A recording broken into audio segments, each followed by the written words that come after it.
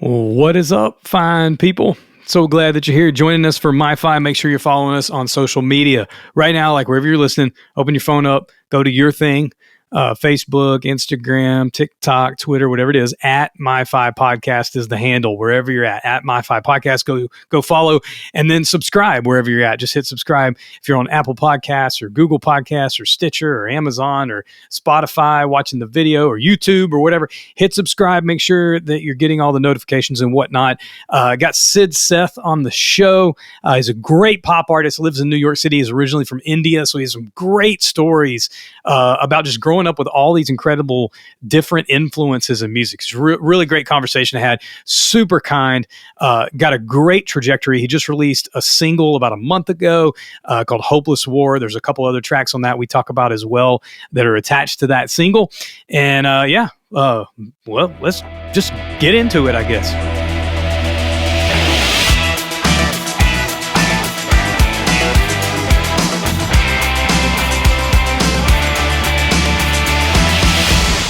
Yes. Here we go. Another episode 30. It's kind of a milestone, I guess. 30 episodes in. We just celebrated a year anniversary at MyFi.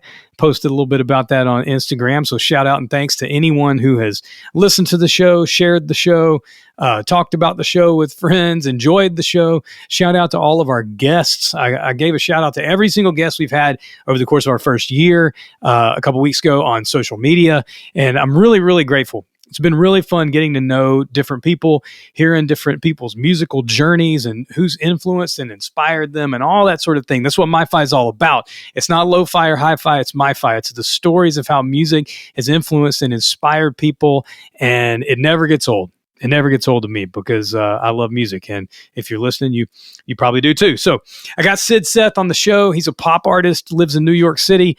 And he's originally from India. He's been in the States about 6 years, did school over here, and then hung around to start his music career.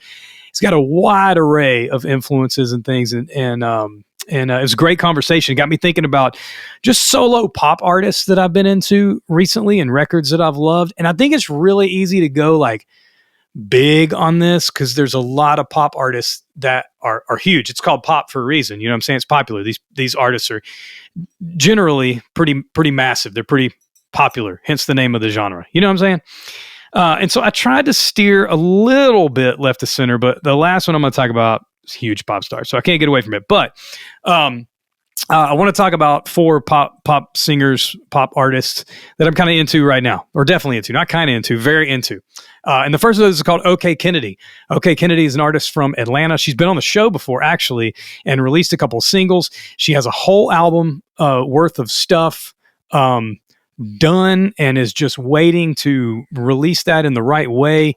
I've gotten to hear some of it, and it is just fantastic. I call it like alternative pop. She's an incredible singer, songwriter, and just the first 2 tracks are just great. Young, Dumb, and Naive is awesome. She has a song called Dress Better that's been on some massive playlists on Apple Music and Spotify as well. So go listen to those 2 songs, Young, Dumb, and Naive, and Dress Better.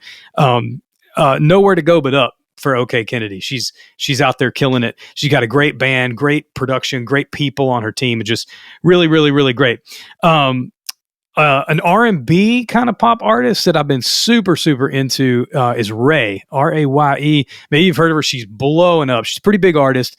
She had a song called Escapism that I heard on a playlist over the Christmas holidays there at the end of 2022. I added it to a playlist, and it's just great. But the whole record, I think it's called 21st Century Blues. I didn't write that down, but I think that's what the record's called, if I remember correctly. The whole record didn't come out until the beginning of 2023. And so you should definitely go check that out.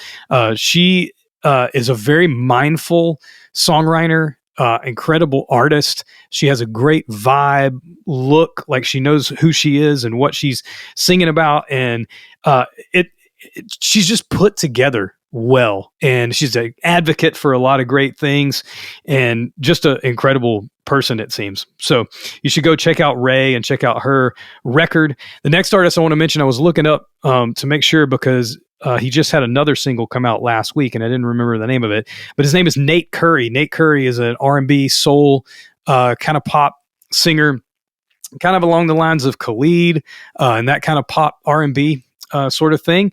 He had a single come out a few weeks ago called Show You. And then just like a week or so ago, he had a song called Straight to It come out. They're all from a forthcoming record that's going to release on May 30th. And the music's just super cool, interesting, super short songs, really accessible, catchy. Like the songs end and you're like, wait, that was it? Like, I want more of this, which is always a good place to leave listeners. So Nate Curry, he's a guy from California. Again, incredible R&B, soul, pop singer, songwriter, artist. Go check him out. He's dropped a couple singles, got a full-length record coming out on May 30th. And last, this one's big, but I can't get around it. And in 2022, I listened to this record. It's also the featured record of this episode. The Dua Lipa Future Nostalgia record, I could not get away from in 2022. I listened to that thing a ton on my Apple Music. I forgot what it's called, Replay, Apple Music Replay. It's like Spotify Wrapped, but I'm an Apple Music guy. So it was the thing I listened to the most in 2022. I just recently watched this episode. There's a show on Netflix called Song Exploder, and they take a song over the course of about a half hour, and they talk to the artist and the producers and some of the players on the record and, you know, all that sort of stuff. But it's just about one song. And they just did an episode not too long ago. The newest episode of it is with Dua Lipa's Love Again. A great song. And they really tore it apart. It's really fun to see how everything was constructed and where it comes from demo stage and songwriting stage. And they talk to all the producers and vocal producers. All that sort of stuff is great. And so I was just on that again. I pulled the record up the other day. I was just like, gosh, this is really an unstoppable pop album. It's really great. I was in Chattanooga hanging out with a friend a few weeks ago, a couple months ago, actually, and picked up the Future Nostalgia Moonlight edition on vinyl there at Yellow Racket Records in Chattanooga, Tennessee. And it sounds great. It's a great record. I worry sometimes with modern records because you know they're made on Pro Tools. Are they or digitally? Sorry, if you don't make music, maybe you don't know what Pro Tools is, but it's like the digital way that everybody makes records on computers nowadays. And sometimes that doesn't always translate to vinyl really well, but this record sounds awesome. And, you know, pop music, especially Dua Lipa, like being so danceable and stuff like that. There's a lot of, you know, Nile Rodgers style guitars on there and a bunch of cool synth stuff, and everything comes across really well. The record sounds really great. So that's just some of the pop artists that I've been into, solo pop stars I've been into. OK Kennedy, Ray, Nate Curry, and Dua Lipa. Future Nostalgia by Dua Lipa is the record of the week, the record of the episode, the featured record. Yeah. But today, we got Sid Seth on the show. He is a rising pop singer and songwriter who's originally from India, but currently lives in New York. Multi-instrumentalist. He was featured in Rolling Stone India. He just released a brand new single called Hopeless War.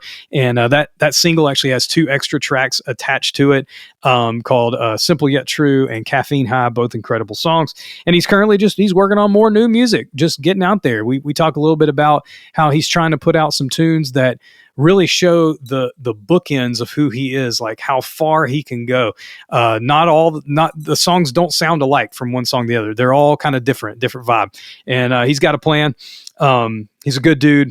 Really fun conversation. So kind. I think you're going to enjoy this conversation that I had with my friend Sid Seth. So let's jump in. Sid, how are you, man? I'm good. How are you? I'm good, man. Where are you at? You're in New York? Yeah, I'm in New York. First of all, thank you so much for having me here. I hope these noises are not going to bother you. There's a little bit of construction going on outside. Oh, no. I'm guessing, I mean, if you're in New York City, there's construction going outside of everyone's window, I'm sure. Yeah. It's always a scaffolding. It's always something or the other going on. So, yeah. For sure, man. I'm in New York, and how's everything with you? Good, man. Good. How long you been living in New York? I want to say about 6 years now. We're in May, so in August it'll be 6 years. Nice. Yeah, it's quite some time. What and where are you from? Tell me where you're from originally. I'm originally from India. I'm from a smaller town. I don't want to say smaller town because if someone watches this from from that town, they're just going to be like, "We're 12 million people." Oh yeah, and I'm going to be like, "Sure." Yeah, so it's Ahmedabad. That's where I'm from. It's a city near Mumbai, and yeah, that's where I'm from. And I grew up over there, and then I came over here 6 years ago, and I've been doing what I'm doing. That's fantastic, man. I love I listened to the Hopeless War. It's called a single, but it's sort of a short EP. I mean, there's 3 songs on there, and Caffeine High is a great tune. That was the one I kept going back to, listening over and over again. Yeah, man, it's great. When you grew up, I mean, obviously I've always been fascinated by music. From India. I mean, you guys have notes there that we don't have, like quarter tones, like notes in between our notes. And so the music is so interesting and everything. Like, how did you get into music when you were young? Did your parents play music, or your siblings or whatever? Yeah, so it was my mom and dad. My mom especially had a lot of influence in terms of my taste. And my dad really explored a lot of genres with me. So my mom introduced me to artists like Simon and Garfunkel, Beatles, nice. Carpenters, Boney M, and so on. That was like the whole thing. And she would always like play these records, and I would really love them. And I would connect with it. It was always just playing in the house. Yeah. Whereas my dad would play more of like old school Bollywood music, or like classical music and Indian music. And he himself, he's a very good singer. So he would sing, and I would get a taste of that. So I guess it's a mishmash of all of that it kind of just happened to be. It wasn't like I was searching for it to be, but I guess it was like a mishmash of all of this. And that kind of what happened, and how it influenced all my music in general. Yeah. Nice, man. Yeah. And you've just been here 6 years, but obviously you've been listening to pop music for a really long time, because your sound seems really defined. Like it's not all over the place. Like, what you're doing, and the sound is really consistent. The song's really consistent. I mean, you've had to have studied pop music and listened to pop music your whole life. And I'm always just curious with people from other cultures, how readily available. I'm sure with like Spotify and Apple Music and all that, everything's readily more available. But growing up in that household with, the more traditional classical Indian influence from your dad, and like the classic pop rock, it seems like, from your mom. Yeah. How did that come together for you to form the sound that you did, I guess? I think it was like, so from them I got that. But like, all my friends, they would like, we were growing up, and then they would be like listening to Coldplay, and then I would listen to Coldplay. Then they would listen to Green Day, I would listen to Green Day. They would suddenly listen to Nirvana, then again I would get into Nirvana. So it was like all over the place. Like, there was rock, there was hip hop, Beyonce was there, Rhianna was there. So it's all these artists that kept coming, and I think an overarching theme that I really liked, and I started connecting that what is something that is connecting with me, was like more of these pop soul records. So something like Stevie Wonder, Young MJ, and so many other artists, Sam Cooke, all that started connecting with me, like the pop soul sound. You can even say in some ways Elvis. Those were the sounds that really connected with me, and it was a strong melody. So if you just broadly generalize Indian music, it's a lot more focused towards melody, and it's very melodic driven music. So I guess in general, what I found as a common theme in pop music that at least I like, and even the music that is played on the radio till date, is very strong melodies, and that's what drew me in. And if it had a storytelling aspect to that with a good vocalist, I was like, okay, I'm sold. So that was it. Like that's the whole recipe that I always just get attracted towards. Whenever I'm hearing a new song, if they just give me a good song, a good melody, and a great voice, that's it. There's just something about that, and it's so cliche, and you're like, oh, no. But that's what kind of attracted to me. Yeah. No. That's not cliche at all. I think that I'm pleasantly surprised and excited just how well versed you are in pop music and everything. Was this? Let me ask this: Do many of these artists? Did you get to see many of these artists before you came to America? Did they tour India, Asia? So the only one that I saw that I was really blown away was Coldplay. So that was in 2016, and they did a tour with Global Citizen, but they did like an extended thing. They did, I don't know what, it was not exactly like Global Citizen New York, because I was fortunate enough to see them 2 years ago, or 3, I don't know, over here.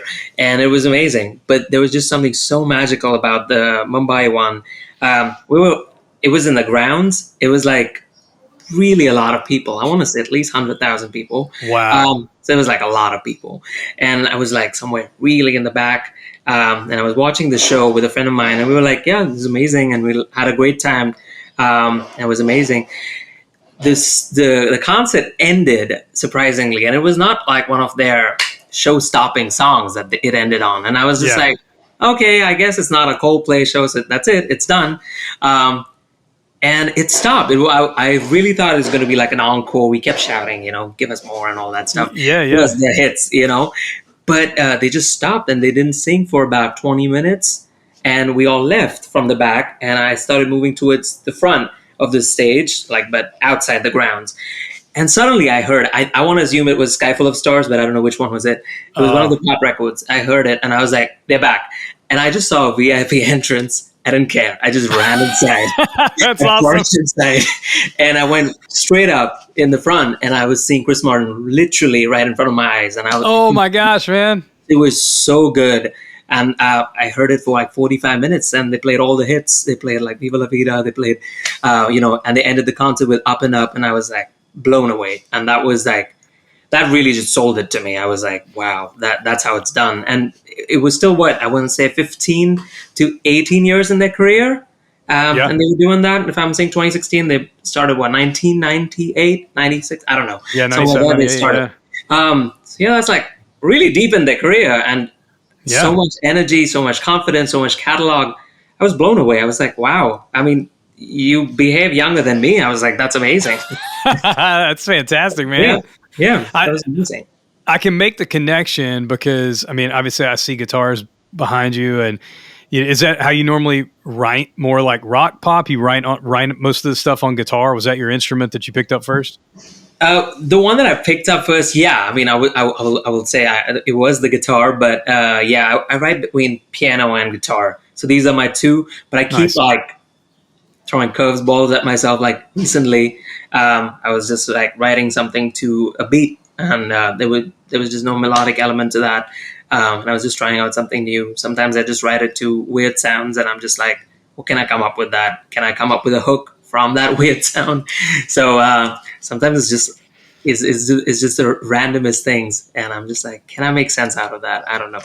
Yeah. So, but these two are more of the generalized ones. Yeah. Yeah. Awesome. Yeah. You talk about the Coldplay show in 2016? Do you remember the first concert you ever saw, and who that was? Honestly, I can't put a pinpoint on who that would be, but it would definitely be one. Probably a Bollywood show, but I just can't tell you who because I don't remember. It must be when I was really young. But something that really influenced me a lot was the Coldplay one. That really moved me for some reason. I don't know why. Because I even saw them again, and that was, of course, unbelievable. But that particular show, it just moved me. Yeah. You saw them again in India, or you saw them in the States? No, I saw them in New York, and that was really nice. Yeah. So we went to Central Park, and they had that.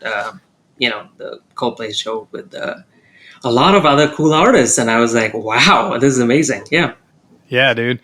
Explain to me a little bit, because I know, I've heard the term Bollywood, and I've seen some of the visuals and things, but I don't know exactly what that genre of music is. So what makes something a Bollywood song? Musical theater, make it a little pop, and add it on and put some steroids on it. That's Bollywood, in short. I would say, I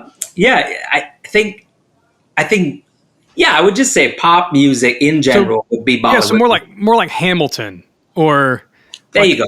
Okay, like a musical theater thing. Yeah, but it's not like in general. Like in musical theater, you would literally have whatever, an actor going like, okay, I am dying, and then they'll suddenly start singing about their death. I'm like, okay, we get it. And then they've already passed away, and they're still singing, and I'm like, okay, this doesn't make sense. I'm like, well, that won't happen in Bollywood. It's more about just the songs, and it would be like, okay, I'm experiencing XYZ emotion. Break, you're going to have that song, kind of a thing. So that's the main thing about it, I would say. But in general, in terms of the sound of it, it's always very pop leaning, and it's very much at par with, you know, just the global music scene in general. Like if you hear current Bollywood music, also you'll hear a lot more of the techno influence and a little bit of on one side, and another side of Bollywood music you'll hear a lot of hip hop influence, and so it's like very much at par with the world scene in that way. Yeah. Does any of the classical? It makes sense how you got to pop music from that. Then, you know, if that's what your dad was playing, you know, around the house and kind of where you guys grew up. Yeah. Are there any of the classical Indian music influences, like some of if you're listening to this and you don't know like music theory or something, this may seem foreign to you, but like Indian music has notes within our notes. So we have, you know, 12 notes in our scale in the West, but like there's quarter tones in there, and that's why sitars and things like that sound so cool and so interesting and so otherworldly to people like me who grew up, you know, in the States and stuff. Is there any of that influence in your music? Because I've heard artists like Sting or people like that who've partnered with these Indian singers, and you can it's so interesting how those quarter tones and things work in their music. Do you pull any of that into what you do at all? I think as of now, I've not specifically composed anything of that, but one of the major thing that I keep going back towards is just a strong usage of melodies. There is just something about, if you hear in general Indian melodies, that's why it's sampled in most of the rap songs. If you hear, or even like Britney Spears songs and all, you'll hear like a Bollywood reference. You know, there's a reason for that, because it's so melodically heavy, that music. But yeah, I grew up singing a lot of Indian classical music. I would sing ragas, and I would sing Hindustani folk songs. And then I transitioned into classical song, like Western classical, and I would sing opera. So it was both of that. So I think all of that kind of influenced me in some way or the other. But I think if I have to narrow it down, what exactly, it would be the choice of melodies.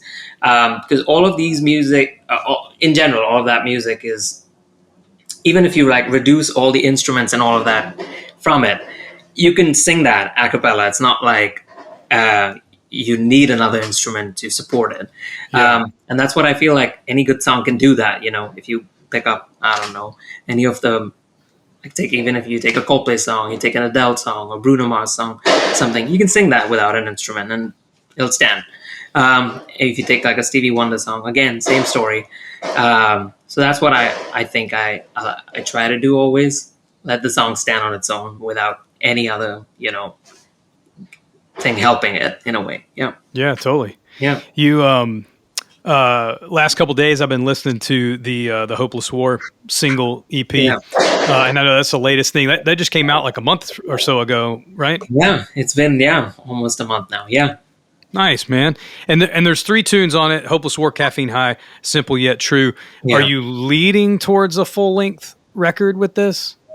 I'm just trying to get more singles out at the moment, and I'm doing that as of now. But yes, I have a lot of songs that are already written, and they are lying on my laptop. Nice. Some of them just recorded and just with me at the moment. But it's me as an artist also has to line up with it and just have to make sense of the kind of story I'm telling. So it doesn't make sense that, you know, I just release everything in one go as of now. But yeah, when the time's right, you're going to hear a lot more songs. Is there something coming up that you got the one ready to go that will release in June, July? Like what's the next step? That is actually the next step. I do have another song that's coming up probably in June, July. It's again a different sounding record. It doesn't sound like any of the songs that I've released. And it's a fresh take. At this moment, I'm just, you know, introducing my audience to different shades of me rather than being like, okay, this is a Sid sound. And I'm like, okay, I can do that probably a little later.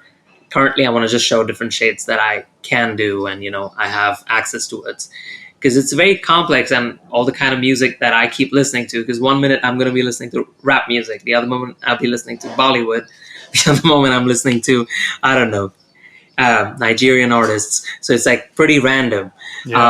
So I do want to have what is Sid out of all of that. I want to make sense out of that, if that makes sense. It can be randomized, but it has to be intentional. So yeah, I'm very excited about the next single. Yeah. Do you think that like just growing up in India, coming to the States, the way you're talking about music, like I grew up and I don't think I listened to anything but rock and hip hop until I was probably in college, and then started listening to like electronic stuff and, you know, things like that. But I just wonder, coming from growing up in India, it seems like you were immediately aware that music was this global thing, where I really wasn't. Like I listened to pretty much American, maybe some British. You know, I'm a huge Stones fan, so I've listened to them a long time. Yeah. But it was kind of an American English speaking sort of sound that I would always listen to. But coming from a totally different culture, it just seems like the way you talk about it, you have this respect for and connection to all these different kinds of Nigerian music and you know, Indian music and all that sort of stuff. Does that play into what you create? Definitely. So if I talk specifically back in India, if you just generally meet people, you're going to have a lot of people who are just going to say that they like Bollywood music, or they like, you know, American pop music. You'll see whatever's going to be on the radio. You're going to hear them, the top 10 singles, top 50. That's going to be played, you know, in supermarkets and everywhere, and you're going to hear them pretty often. Sure. So for sure, those are there. But again, like that also creates a leeway, because pop is so generalized. It could be anything, you know. You could have tomorrow a singer-songwriter thing that is number one, and the next day you could have like, I don't know, again, as I mentioned, maybe a rap song that's number one. But they are like poles apart in terms of genres. But I guess being pop connects them in some way. And I guess just having that kind of an access, and just, you know, a lot of my friends who would listen to varied kind of music, and I would always be open to listening what they like. Like I never had a taste when I was growing up being like, I am the rock guy, I am the pop guy. No, I never cared about that. I just get, is it good music or not? That's all. And can I stand it more than 30 minutes? After a lot of time I've tried, heavy metal is the only one that I can't stand after 30 minutes. But except that, every single genre, I can listen to it. I can go to the concert and appreciate whatever they're doing. Even atonal music, I'm like, okay, we get it. You're doing something. But you know, it's just, I've realized that the more you can just appreciate just different kind of music, it somehow just affects you in some way, and then you create something. It's just always like you know, one of my professors in school would always say, I would always be like, how do you create music or something like that? And he'd be like, you know, you're listening to pop today, tomorrow you're listening to rock. So imagine you're like a blender, and all of that I'm putting in, and after tomorrow you're just going to switch on that blender, and whatever comes as the end product, that's your pop sound. And I would always be like, oh my God. And now I understand what you're saying, because it would be so random, but still it would make sense at the end of the day, because you're still finding some connection in that randomness that connects with you. And for me, it would be like melodies or vocals or something like that. But I would draw inspiration from all of that. So it was just thankful that my mom would take me back to the 60s and 70s, but like, you know, my cousins would take me back to now. Some of them would like push me with further music, and some of them would just be very general about their tastes. It was quite random, but it worked out in that way. And I'm grateful that I just had so much access to music.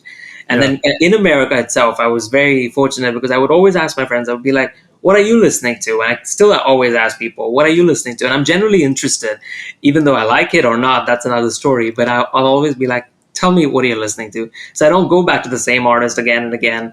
I'll go to a few just if I want to, you know, understand some vocal things or something like that. That's another story.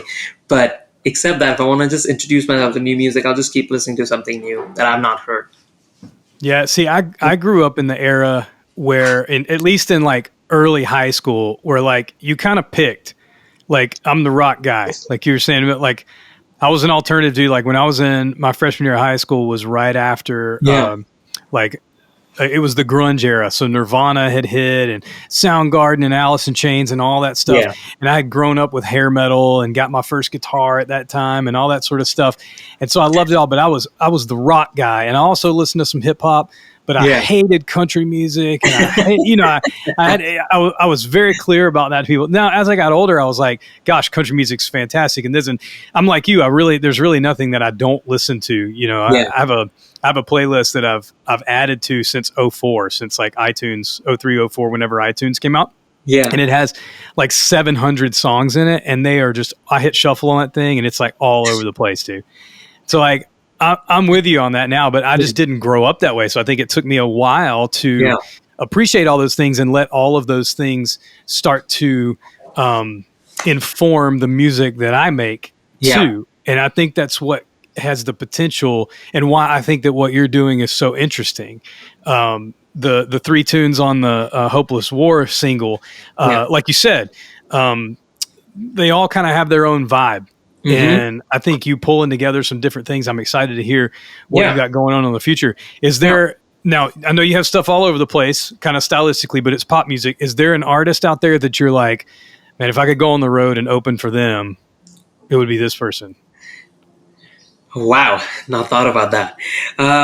Many artists I can just think of. I'd love to open for Ed Sheeran. That would be amazing if I can do that. Ed Sheeran, Adele. But she's not doing tours, so I don't know if I have to go to the Vegas residency. Yeah. For that. Bruno Mars, that would be amazing. But again, he's just doing a residency. So yeah, some of those artists, that would be amazing. Yeah. That's awesome, man. Yeah. That's awesome. Yeah. Because again, like all of them also, like I just feel like their music is so diverse in terms of if you just hear the overall catalog, it's a sound of theirs that we are so accustomed to it now. But if you just dissect every single song, you're going to be like, oh, this song is like this, and the other one's something else. But it's pop, if that makes sense. Yeah, that's what I like about them. Yeah. Were you in bands growing up? I was in one band, which was terrible, and we played covers of The Fray, and it was I was the youngest one in that band, and of course, being the youngest, couldn't say much. Zipped, I was like, yes, you're right. What did you play guitar? I played the electric guitar, not this one, but I played the electric guitar and I would sing. It was just bad. It was just terrible. Everybody's first band, dude. Yeah, it was just bad. I can't even tell you what the name was or anything like that, but I just have memories of those and I'm just like, okay, band is not for you. Yeah. So now do you pretty much work alone? Like the tunes on the Hopeless War single, is that pretty much you playing everything or do you have producers? No. I really like to collaborate with artists and producers specifically. So I really enjoy that process a lot more. And of course, whenever I'm just doing a show, which is a little more extended than my acoustic sets, I even have some friends of friends or someone who I know who's a good bass player or a guitarist and all. They come and help me with my set and they form the full band experience. So I really like that. But in terms of these singles, I work with 2 different producers on them. The first 2 was with one and the second one was the newer producer and they just have great stylistic elements of their own. So I tell my story to them and I play it for them raw and then I wait for their response and it's a collaboration and then we take it forward and we produce it together. So it's really fun. Nice, man. So tell me what your live shows look like. Sometimes with pop artists, it's mostly like an acoustic thing. Yeah. Or until they get to the point where they're like, no, I want the full band thing. And when we go out on tour, I want it to be a 4 or 5 piece. And then you see bands as pop stars get bigger, they're full up. But like, what does your live show look like? Yeah, currently mine is like in the front stage. So it's just me with the guitar kind of a situation. But I'm glad, I had stopped playing guitar for the longest time. And this was like out of necessity that I started playing one more time.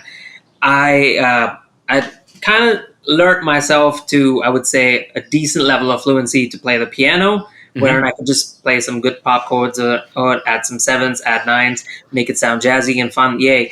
And, I would play in these small venues in New York and I would be like, that's fine. But a lot of them don't have pianos. And I would just get very mad at it because I was like, I can't do anything. How do I perform?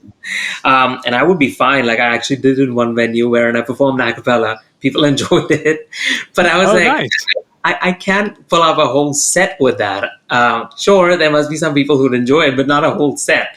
Yeah. Or at least I didn't have the confidence that people would enjoy it. So I spoke to a friend of mine and I was like, well, let me just borrow your guitar and I'm going to try. So I just started playing one more time and then I really practiced. And after that, after a lot of practice, I took this guitar and I went to like a small open mic. I was like, I'm just going to try this, how it goes. And it was terrible. I tried that and I sang amazing. It went off well. People really enjoyed it. But, like this guitar barely has any kind of pickup, and you plug in, it's fine. But the person who was doing the sound, it's an open mic. So they're just going like whatever in 1 second. Yeah. And I was like, okay, so there's no bass. So it had a trebly sound. I was strumming it. So imagine you're going to have the trebly, this sound on your face throughout the thing. So noisy sound that you could hear. And I was like, okay, you've really got to practice more with the plug-in situation. And then when I got this one, it was nice. So yeah, then I just kept it towards acoustic set because it really sounds nice with I know how to balance things and make it sound really cool with an acoustic set. So I make it more of an acoustic set, and it's just fun. It's very intimate, and I show a very different vibe from my produced tracks because people usually hear my tracks and they go like, oh, it's produced completely. And when they hear it live, it's like a completely stripped down version, the way I wrote it. And it's always a nice reaction. And I get a lot of leeway in a way to play with the track. I can have a little bit of call and response and, get the audience involved also. And it's really fun that way. But yeah, I've even done shows wherein I have some other bandmates with me. But yeah, at the moment, I just stick to the acoustic world. And I wish to grow it for sure, because I have a lot of songs which require a lot of instruments. Yeah. And I would love it that, I have more and more people and I grow it. But for now, it's acoustic. Yeah. Are you going on tour soon to support some of this music? I would love to find this supporting act situation going on. I'm in the process of that, so I can't confirm anything at the moment. But we'll hopefully confirm something soon. But yeah, at the moment, I like to keep performing in New York. So I have another show coming up in around 2 weeks at Rockwood. So that's going to be fun. If you're in New York, I'd love to see you. Yeah, man. Yeah, we were just up there on vacation. And I would love to come back. New York's a great town. And did you find it?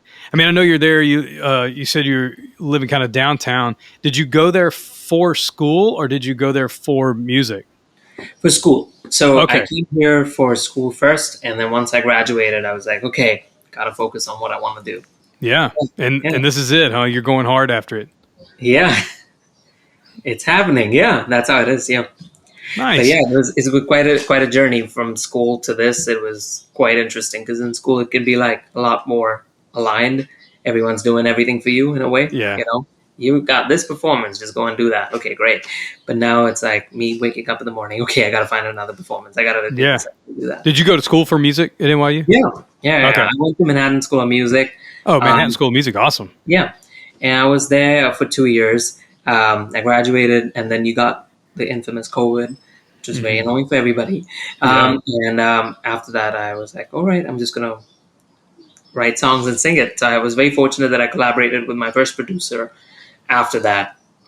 And we worked throughout the COVID time in creating a lot of singles. And two of them you've heard, Caffeine High and Simple Yet True.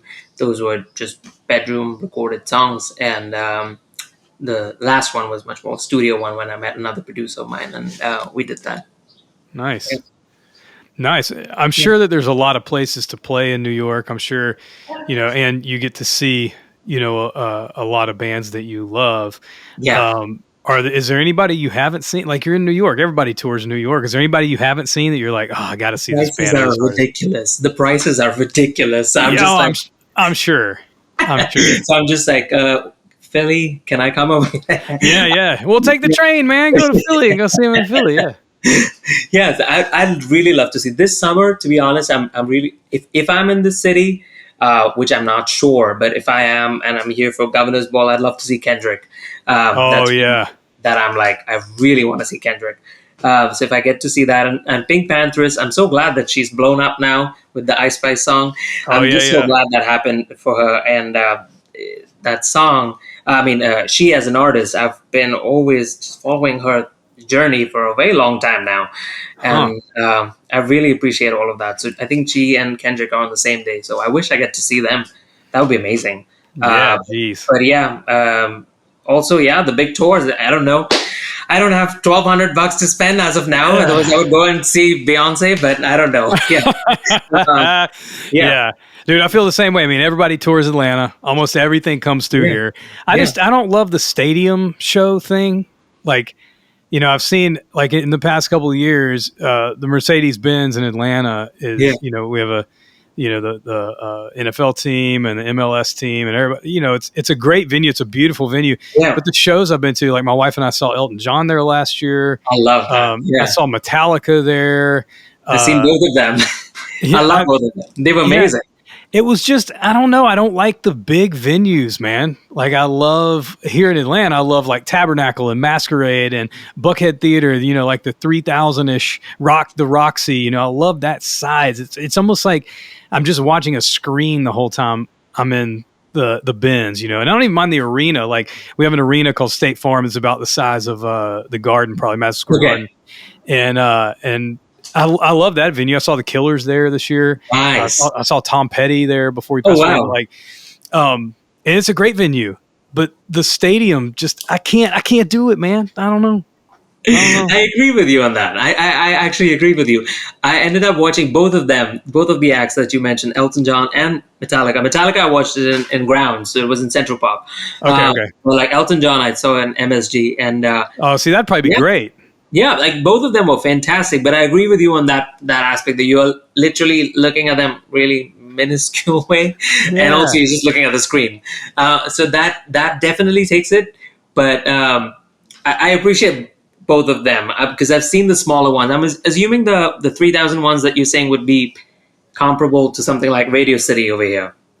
Yeah, or maybe like I don't know if you've been in Hammerstein Ballroom. Yeah. Okay. Yeah. So I got it. Yeah, I saw Muse at the Hammerstein before they blew up. Like man, it must have been like 04, 05. It was like the very beginning of the Absolution tour. Wow. Okay. They did MSG a few years. I don't know when. A lot of my friends went for that one. I think I'm getting it wrong. Otherwise, I don't know. But that's amazing. And the Hammerstein wasn't even full. Like it was crazy. Wow. It was crazy, man. It was unbelievable. I had just heard of them through a friend. I ended up like getting tickets. It's crazy. It's a long story, but I ended up like getting free tickets from like a radio contest in New York, and I saw Muse at the Hammerstein. It was amazing. Oh my God. And I have seen one show at Madison Square Garden. My wife and I saw U2 and Kings of Leon there. Nice. Kings of Leon was only on their first album. And so they only had like, they played like 13, 14 songs and didn't really say much, but I was blown away. They were so great. Yeah. So anyway, man, I'm sure you have a million options every weekend for concerts to go see. You just got to get something. Yeah, I keep seeing something or the other. But I think for me, I start, because I see these main acts, it's almost impossible. Everybody wants their tickets, and kind of gets very difficult to get it. So I'm very fortunate that I see, acts that are right at the verge of becoming main acts. I get to catch them in like a smaller venue, and it's like all the true fans are there, and it's really nice. The vibe is very interesting. And it's quite different from when it reaches MSG. It's a lot more like different. That is cool, man, because every band, no matter how small they may be, they tour New York, whether it's in like a club in Brooklyn or somewhere bigger like Hammerstein, or something. Do you feel like there's a lot of competition? Like you're in New York. Have you ever been tempted to like maybe go somewhere just a little smaller, because I'm sure there's a lot of pop artists, trying to break in New York. Yeah, sometimes I do feel that. It's kind of all over the place, but it's like, I call it the heart attack life in New York. Some days you're like, down. It's just like crying and you're like, why me? And it's all of that. And you got the rats also. It's very annoying. So it's all over the place in a way. But I guess it's the energy, and most important for me, I guess it's just seeing a lot of artists way before. It's almost like you're seeing a making of an artist in a way. And a lot of these artists that you will hear in like 3, 4, 6 years, I see them pretty often and I hear them pretty often, and I can see the trajectory and I can see the process, and that is really something that I appreciate. Definitely, it always tempts me also being like, okay, what about a little smaller? Would it be, that big fish, small pond situation? But I don't know. There's just something. It's like New York has like that. I would say that it has this magnetic thing to it. Yeah, no, I get it. In some ways, that you're like, should I leave it? The next moment you get your opportunity, and you're like, yeah, maybe I should not. And then you just stay. So it's like it's kind of that. But for now, having all the, I would just say, the support as well as the kind of community that I have in terms of just the producers and the musicians. I just know a lot of people here, so I feel a lot more secure. In the stage that I am in at the moment, for me to just be like, okay, I want to choose another city, and I'll be like, I honestly don't know anybody over there. Yeah, for sure. Yeah. So that's where I'm at. So I just feel New York is a lot more safer in that way for me. Yeah. No, I appreciate that, man. And I'm sure that seeing all those artists come through and they play a club and they come through the next time they play a bigger club and they come through the next time, that's pretty inspiring to watch people's journeys too, when you can believe that for yourself. But I always love to ask this before we wrap up. You get your three desert island records. You can only listen to 3 for the rest of your life. What are Sid Seth's 3 albums? Can I take a minute? Yeah. Okay. You got to look them up? I got to look them up, because if they are those kind of records, I would have bought a vinyl. Oh, okay. So you're going through the vinyl pile. I mean, you got this. Earth, Wind, and Fire. Yeah, okay. All right. No, but I got to see. Wait, I'm going to pick one. All right. I like the thought that's going into this right now. Yeah, got to think. Okay. Okay, let's do this. All right. Let's say Thriller. Thriller. Love it.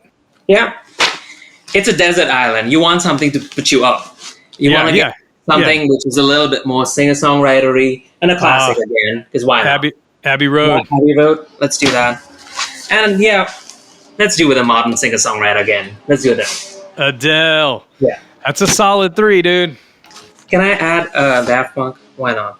Yeah, why not? Sure. I actually just saw the 10th anniversary of that album was this month. Yes. And did you hear that other release, like a record session of theirs? It's pretty funny. They keep releasing like a unedited clip, and I'm always just like, what? Wait, didn't they like stop? And then I'm like, oh, it's like an unedited clip from their recording studio. And it's like them talking, and sometimes it's like a musician doing its thing, their thing. That's so cool. It's really cool what they keep doing, and I'm just like, okay, you keep me engaged. Yeah, dude. Yeah. And I really appreciate that art, so I'm always like, okay, I'm going to listen to it. Yeah, man. Well, dude, hey, I appreciate you being on the show, Sid. Of course. Thank you so much for having me. It was really lovely speaking with you. Yeah, absolutely, man. Wish you all the best in all your music. You guys make sure you check out Sid's website, sidseth.com. You can find him at Sid Seth Sings on Instagram and at Sid_Seth on TikTok. Make sure you follow what he's got going on. The Hopeless War single's out right now. There's a couple other great songs attached to that. Man, I appreciate it. Wish you all the best, Sid. You too. Thank you.